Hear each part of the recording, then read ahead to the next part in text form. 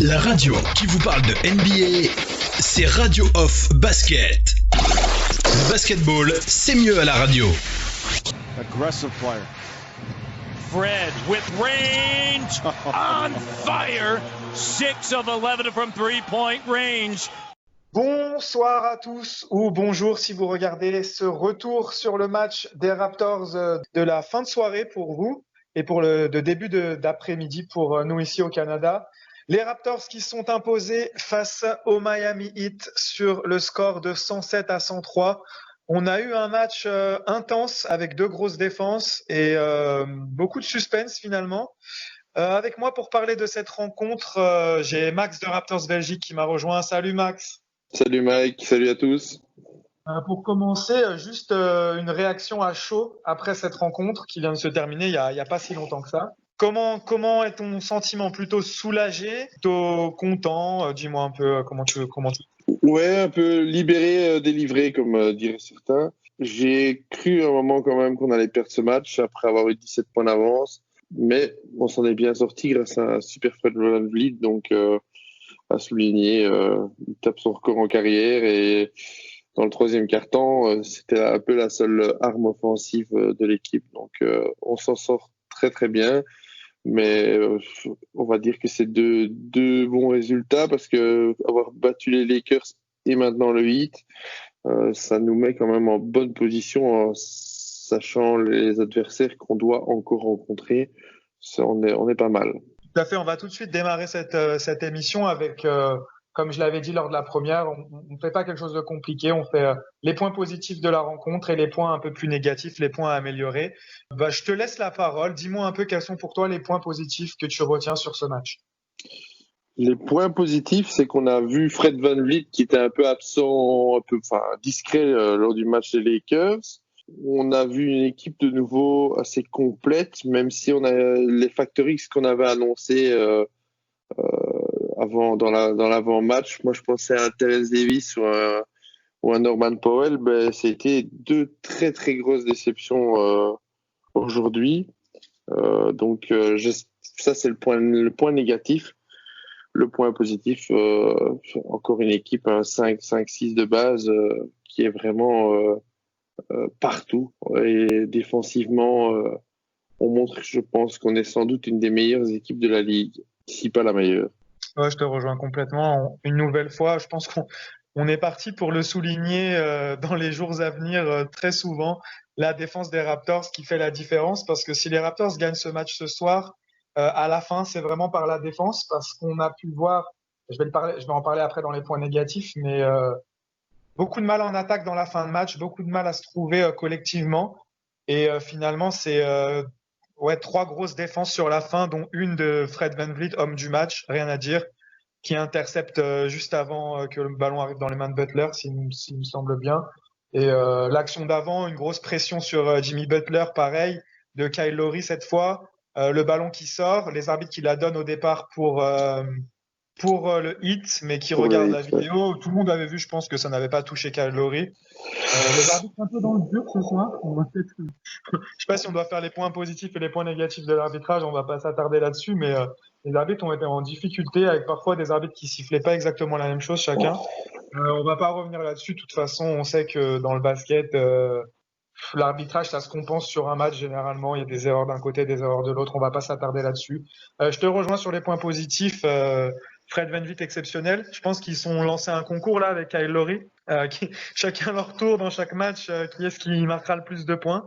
Lowry avait fini avec 33, VanVleet finit avec 36 points, 5 rebonds, 4 passes, 8 sur 16 au tir, 50%, 7 sur 12 à 3 points, c'est exceptionnel, et 13 sur 13 au lancer.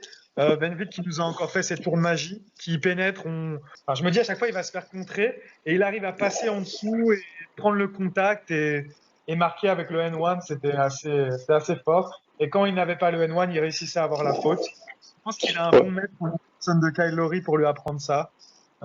Qu'est-ce que tu en penses? Ouais, ils ont typiquement le même jeu en pénétration. Ils arrivent vraiment à mettre des ballons improbables. Lowry a essayé d'ailleurs pour tuer le match et il a raté. Donc, il s'est fait avoir par Crowder et c'est dommage. Mais au lieu de ça, ça a tout relancé. Mais c'est vrai que, et même les 3 points que Van Vliet met à chaque fois, c'est des 3 points qui sont très très longue distance et qui sont pas à ras de la ligne. Donc c'est à chaque fois très impressionnant. Et il arrive à chaque fois à nous faire un peu lever de notre fauteuil. Donc c'est bien ce qu'il a fait aujourd'hui. Okay, on va revenir sur la défense très rapidement, juste donner des chiffres. Miami shoot finalement à 42,5%, donc ils ont un peu remonté la barre après la première mi-temps où ils étaient en dessous des 40. Mais encore une fois, comme face aux Lakers, 45 tirs à 3 points pris par le 8, 14 inscrits, c'est mieux que les Lakers qui en avaient mis 10, mais ça reste que 31% et c'est encore une bonne défense du tir à 3 points de la part des Raptors qui ont encore une nouvelle fois pris le pari de fermer totalement la raquette. On n'a pas vu Bam Adebayo ce soir. Après Anthony Davis, c'est Bam Adebayo qui est le suivant sur la liste. Il finit avec 10 points, 8 rebonds. Mais en fait, c'est pas forcément qu'il est maladroit, il est à 5 sur 9 au tir, mais comme Anthony Davis, c'est qu'il n'a pas eu beaucoup de tirs. Anthony Davis avait pris seulement 7 tirs et Bam Adebayo a complètement été coupé de la balle avec seulement 9 tirs. Il va pas sur la ligne des lancers francs, donc c'est vraiment du très positif pour les Raptors. On leur laisse pas la possibilité aux big men de jouer dans notre raquette, de s'approcher, d'être ouvert, d'être tranquille. Et donc, c'est une bonne chose. C'est un bon travail d'Ibaka et de Gasol qui, lui, encore de nouveau, défensivement, était au top et un peu moins offensivement, quoi. Ouais, offensivement, Gasol qui, pour l'instant, n'a pas l'impact qu'on pourrait attendre, mais on va se contenter de son rôle qui est semblable pour l'instant à celui de la saison dernière avec un gros impact en défense sur les aides. Vraiment, Gasol, c'est le patron de cette défense. Je voulais revenir également sur le match d'Og. Og, il a eu un peu plus de mal en attaque, mais défensivement, il tient Jimmy Butler à 16 points. Il faut le noter. Mais pareil, Jimmy Butler, il prend que 9 tirs. C'est que la défense des Raptors l'a vraiment coupé de la balle, à l'image de la dernière possession où il parvient pas à la contrôler et la balle part en sortie quand Laurie le conteste et ensuite quand Van Vliet l'intercepte. Donc voilà les points positifs. Les Raptors ont fait un peu le même pari que face aux Lakers, essayer de laisser les joueurs de complément, les autres joueurs faire le match. Ce qu'ont réussi à faire le Heat, c'est que Goran Dragic était dans un très grand match. Il signe 25 points à 9 sur 14 au tir, 3 sur 7 à 3 points et il semblait vraiment inarrêtable. Je sais pas quel était ton sentiment sur lui. Chaque fois qu'il avait la balle dans les mains, moi je tremblais quand même. Hein. Ouais, il a réussi à scorer de partout, de la ligne à 3 points, il pénétrait tout le temps, un peu comme justement pouvait le faire Van Vliet aujourd'hui. Dragic était un peu son penchant côté Heat. Il a été impressionnant et il m'a fait m'énerver plus d'une fois en tout cas, comme Kelly Olynyk. Et on a la chance d'ailleurs qu'à un moment, il y a eu la flagrante de Olynyk et il a cumulé quand même pas mal de fautes, etc. Donc Spoelstra l'a laissé beaucoup sur le côté et heureusement parce qu'il était quand même assez adroit aujourd'hui. Il a aussi cumulé 17 points, 4 rebonds et 2 passes décisives. Il a un plus-minus de 10, donc il était assez embêtant, mais bon, c'est comme à chaque fois quand il joue contre nous, il vient de Toronto et il veut montrer que il aurait peut-être, je sais pas, ça change chez nous, j'en sais rien, mais donc chaque fois qu'il joue contre nous, il est chaud. Ouais, tu l'avais souligné dans l'avant-match et là c'est big up à toi, tu as bien vu, tu as bien flairé le coup. Un autre joueur que j'ai beaucoup aimé côté Heat, on continue, allez, on est dans les points positifs des Raptors et du Heat aussi, pourquoi pas, c'est Tyler Hero. Tyler Hero, il a fait un sacré match également, il finit avec 12 points, mais il a vraiment mis des paniers importants et il jouait un peu les troubles faits dans notre défense parce qu'on l'attendait au tir à 3 points, mais il a vraiment montré un jeu complet ce soir, mi-distance, pénétration. En fait, c'est ça. De toute façon, c'est le banc encore de l'adversaire qui nous fait mal. Alors là, on a un Goran Dragic à 25 plus Iguodala, ça fait 27. Je pense qu'ils étaient à un moment. À un moment, je crois que j'ai vu passer une stat, c'était 50 à 18 les points du banc du Heat par rapport au nôtre. La différence avec le match des Lakers, c'est qu'au moins sur le banc ce soir, une autre satisfaction, c'est on a Serge Ibaka qui met 15 points. 15 points, 6 rebonds, 7 sur 12 au tir, 1 sur 4 à 3 points. Ibaka qui a été un peu plus efficace, même si son plus-minus il est de moins 7. On peut être satisfait de la réaction de Serge Ibaka. Et dans les autres points positifs, on l'a pas noté, surtout.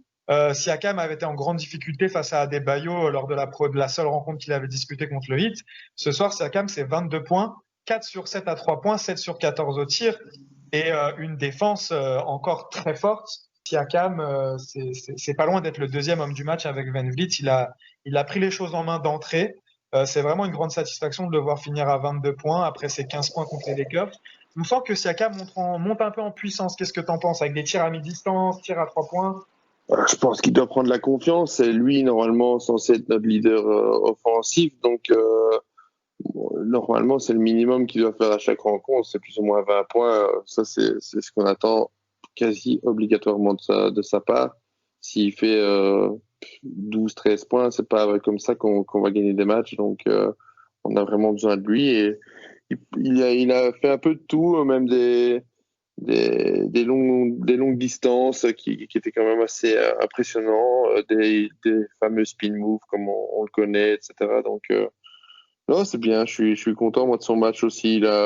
C'est pas l'homme du match, mais c'est déjà un bon match pour Siakam. De toute façon, de manière générale, on peut se montrer satisfait de la performance de l'équipe. Moi, je les ai trouvés également très solides au rebond. Je vais jeter un petit coup d'œil sur les stats justement au rebond. Ouais. Moi, il y a juste Norman Powell encore un peu décevant avec un 3 sur 9 au shoot.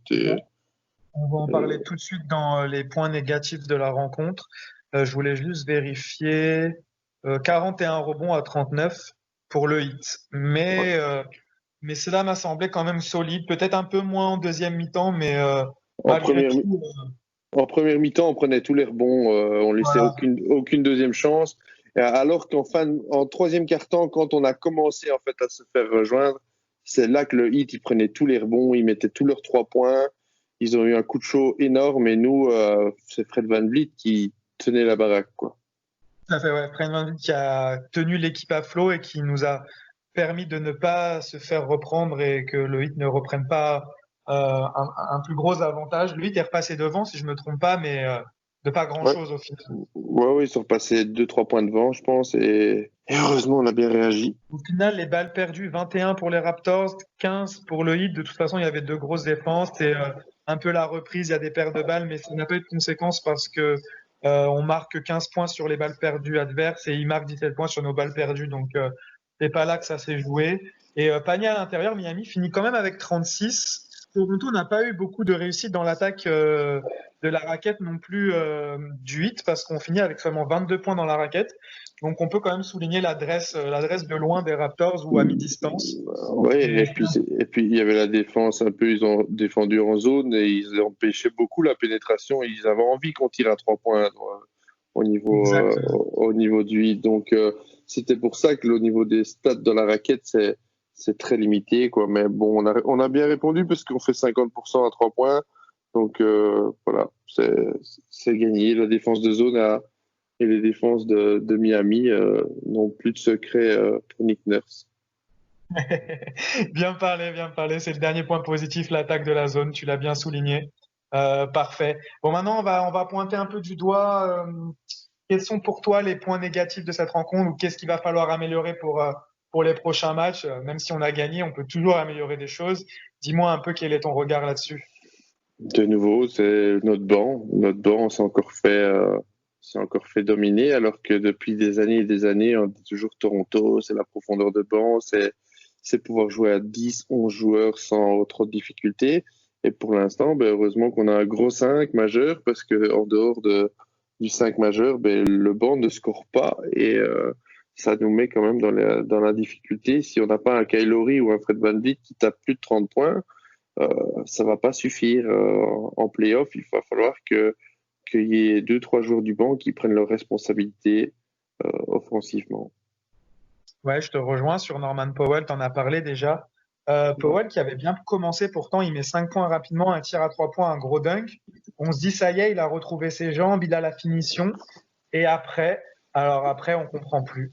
Il va au cercle et il rate des lay-ups inhabituels, quoi. Que se passe-t-il avec Norman Powell? Doit-on s'inquiéter selon toi ou est-ce que tu penses que ses jambes vont revenir et sa finition va revenir? Je pense que ça va revenir, mais il va falloir qu'il arrête d'aller pêcher et qu'il se concentre plus sur son basket, quoi. Parce que c'est bien de montrer des photos sur les réseaux sociaux que tu pêches avec des gros poissons, etc. Il faut peut-être un peu taffer d'abord. Voilà, après, sinon, tu parlais de Terence Davis. Terence Davis, en fait, il a pas joué pratiquement. Il a joué que 4 minutes. Il avait joué 5 minutes au match d'avant. Je pense que Nick Nurse, il le lance, il voit ce que ça donne et s'il voit qu'il n'a pas d'impact, après, il le sort. Ça a été encore le cas ce soir. Et la Ouais. rotation a été vachement réduite parce que même Rondé joue que 11 minutes. Donc, en gros, il a vraiment tourné avec 7 joueurs ce soir. Il tourne, on va refaire le point sur les minutes. Oji est encore à 32, il était à 32,56, donc il est à 33. En fait, c'est assez régulier par rapport au match précédent. Pascal a plus joué, par contre, il est à 36 minutes. Gasol est à 22, Siakam à 25, c'est à peu près similaire. Et Fred VanVleet est au-dessus des 40, il a joué 42 minutes, mais en même temps, ce soir, on pouvait pas le faire sortir. C'était vraiment compliqué. Et Kyle Lowry joue 35 minutes, donc on est dans la lignée des matchs précédents. Powell joue 30 minutes, il joue un peu plus. Il a pris un peu du temps je dirais, sur Gasol et Ibaka. Il a joué un peu plus petit par moment aussi. Et on rendait à 11 minutes seulement. Matt Thomas, il l'a fait en début de quatrième quart comme il voulait, mais Ouais, il est resté 49 secondes sur le plus. terrain. Ouais, c'est ça. 49 secondes sur le terrain. Voilà, sinon, je ne vois pas d'autre chose à pointer du doigt. Est-ce que tu vois, si peut-être le retour, justement, on menait de 17 points, comment tu le vois ça? Comment tu vois ce... Bah, c'est une très mauvaise habitude qu'on a dans cette troisième quart. C'est souvent, on a une belle avance. C'est pas la première fois. Je crois qu'il faudrait faire une analyse sur genre Dinotalk ou quoi sur ce genre de débat et faire une analyse complète. Mais je pense que c'est au moins arrivé 9-10 fois sur la saison où les matchs sont quasi finis et à chaque fois on a le don de relancer l'adversaire en ayant 15-16 points d'avance et boum, on se fait dépasser. Donc l'analyse, c'est au final, on gagne souvent ce genre de match, mais on se met une pression qui n'est pas nécessaire si tu arrives au quatrième quart avec 15 points d'avance au lieu d'arriver au quatrième quart avec 2 ou 3 points d'avance. C'est vrai, t'as raison. C'est quelque chose qu'on a souvent pointé du doigt cette saison. Comme tu le dis, souvent on arrive à gagner, on pourrait s'éviter cette frayeur. Après, moi, j'ai tendance à dire que souvent, ça fait partie du jeu aussi, l'adversaire. Quand c'est un bon adversaire, il a tendance à avoir l'opportunité de revenir. On sait que le basket, c'est un jeu de run et que souvent, quand tu fais un run, l'adversaire, c'est soit tu mets l'adversaire sous l'eau, soit il revient.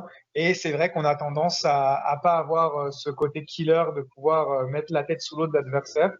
Moi, ce que je voulais souligner, c'est l'attaque sur la fin de match. Pour terminer, je pense qu'on n'aura plus rien à souligner ensuite. C'est le jeu offensif. Mais après, c'est habituel en NBA. De toute façon, dans les quatrièmes quart-temps, on sait que souvent, en fin de match, tu t'appuies plus trop sur un système collectif et que c'est surtout ton individualité qui va te faire gagner. Ce que, comme je l'ai souligné sur Twitter, fait remarquer souvent quelqu'un comme Étienne chez Raptors France.